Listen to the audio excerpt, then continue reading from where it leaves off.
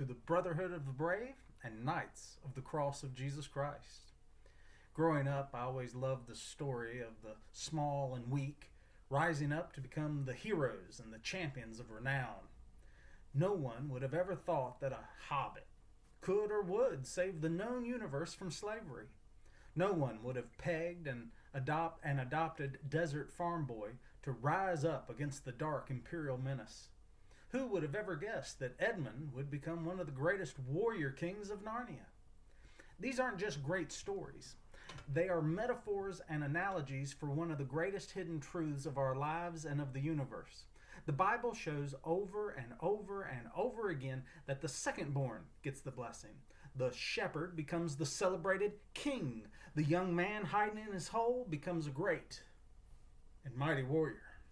And the greatest of all, a carpenter's son from Podunk, becomes the King of Kings and the Lord of Lords. Can anything good come from Nazareth, bemoans Nathaniel? Yes, it can. But that is just the beginning of the good news.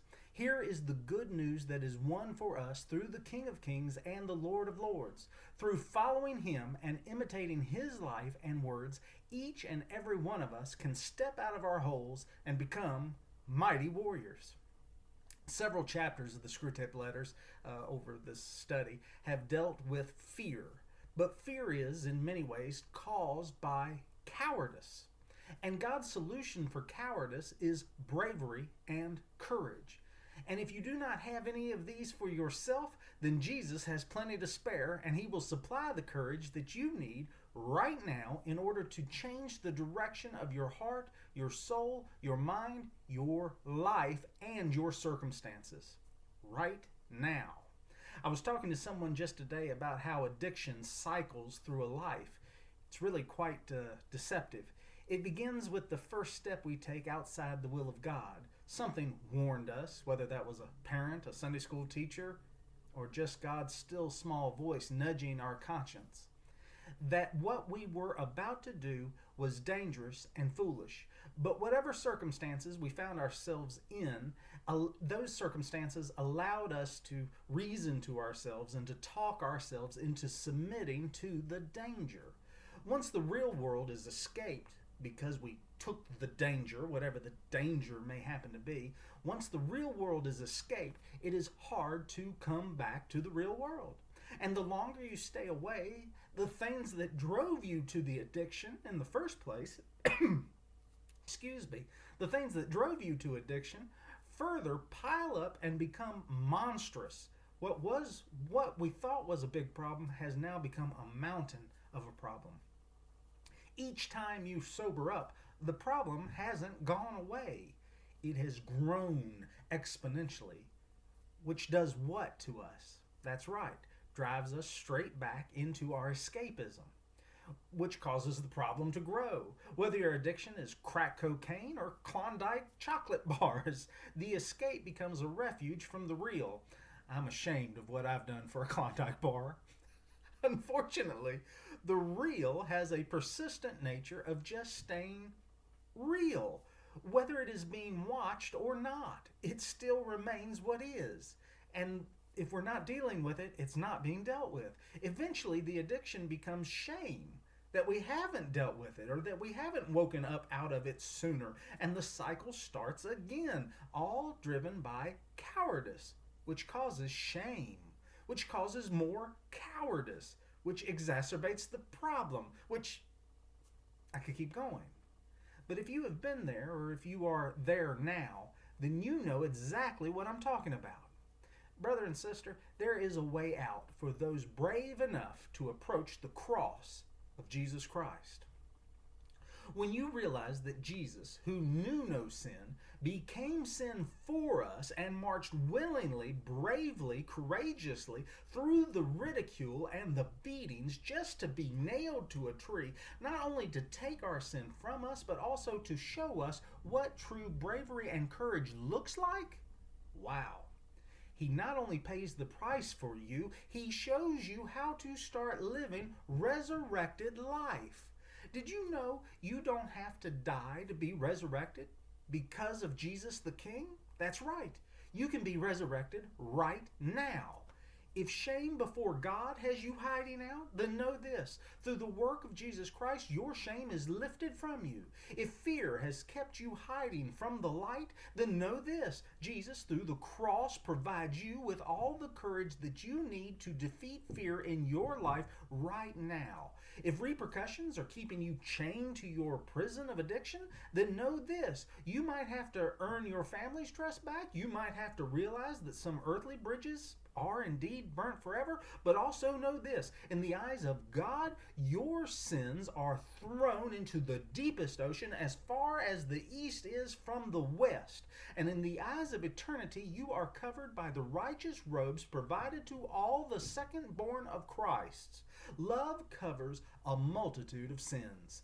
When you come out of hiding, when you put the Haagen-Dazs back in the fridge, or you throw the needles in the garbage, the moment you start allowing the courage of Christ to flow through your veins and the power of love to direct your actions, you will see the miracles I have grown to depend on, giving you the victories you so long for through the courage of Christ that you so need. Peter tells us that love covers a multitude of sin in 1 Peter 4:8. He echoes the proverb, hatred stirs up strife, but love covers all sins, from Proverbs 10:12. I have seen love do miraculous things. I have seen it do all that and more. I have seen it stitch back broken families, mend broken hearts, and greatest of all, I have seen it breathe life back into the dead and gone, but it takes a courageous person to wield the weapon of love. Most of what we imagine is just not so, is it? I have learned and am learning to turn my mind off. Some of you may have noticed. I'm kidding. I've been cutting it off in good ways. Have you ever had to have a conversation with someone that you just dreaded? You couldn't even bring yourself to come out of the house knowing that you were going to have this discussion. Many times I would just avoid the conversation, but I'm learning just to be honest. State facts without emotion. Love the person I am dealing with and trust that God has it, and allow God in the moment to provide me with the words instead of torturing myself day in and day out, week after week, trying to figure out what I'm going to say. Guess what? God always does. So long as my ego and pride don't cause me to be unable to hear, which has been known to happen, things always work out for growth and for happiness. Now, Jesus also teaches us that we don't always have to have our way. In fact, we must learn to say no to ourselves daily. So getting your way is not the path to courage. Facing the truth, hearing the other person, wanting what is right instead of what you want is the path of courage. Courage fights for what is right, but it also humbly acknowledges when it has been wrong. Courage takes the high road, not the easy road. And courage requires that we love each other. For courage without love becomes tyranny. Many courageous men have fought for the wrong side, but when love dictates courage, nothing can stand in your way. For your way, when it is Christ's way, is always heading towards an empty tomb. What other battle must you win? Proverbs 4:23-27 tells us, above all else, guard your heart, for everything you do flows from it. Keep your mouth free of perversity. Keep corrupt talk from your lips. Let your eyes look straight ahead. Fix your gaze directly before you. Watch where you walk, right? Give careful thought to the paths for your feet, and be steadfast in all your ways. Do not turn from the right or the left. Keep your foot from evil.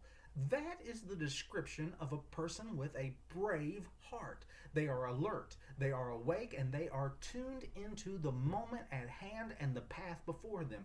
Their mouth will not compound their problems. Wouldn't that be nice if your mouth didn't compound your problems? Their eyes will not betray them or be distracted from the proper footings. Your path and choices will not overwhelm you because you have counted the cost before you have committed your life to futile efforts, or efforts that you know ahead of time will only let yourself and others down. Don't do that. And once a brave person has chosen their path, they keep their feet from evil by not turning to the right or to the left. Like Nehemiah, they're building a wall, and nothing's going to stop them from building the wall. This week, we will be reading the 29th chapter of the Screwtape letters. Before we begin, I would like to remind you that even during COVID, we have to pay the bills and keep the lights on. If you would take a moment to consider if God would like you to support this ministry, we would be appreciative. If you would like to give, please click the donate button at our website, www.pennyroadchurch.org, or use the link that I will put in the description of this video if I remember it. Thank you so much for your support, both financially and in all the encouraging emails and correspondences I receive because of these lessons. Pray for me as I think of ways to keep this video ministry going after normality returns to the country. I believe it has been fruitful and profitable. I hope you have too.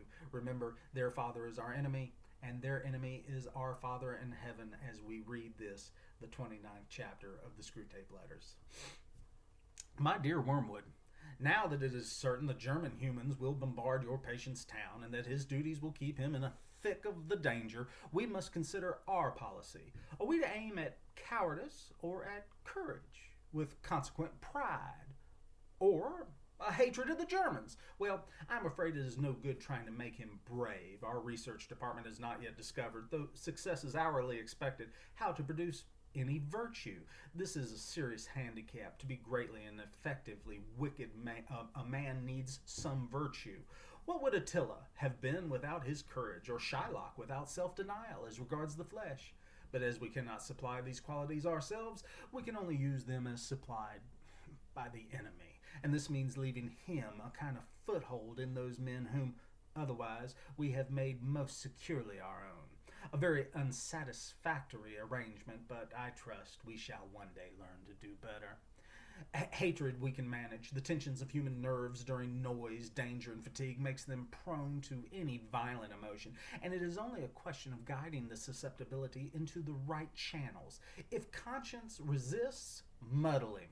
Let him say that he feels hatred not on his own behalf, but on that of the women and the children, and that a Christian is told to forgive his own, not other people's enemies. In other words, let him consider himself sufficiently identified with the women and children to feel hatred on their behalf, but not sufficiently identified to regard their enemies as his own and therefore proper objects of forgiveness. But hatred is best combined with fear.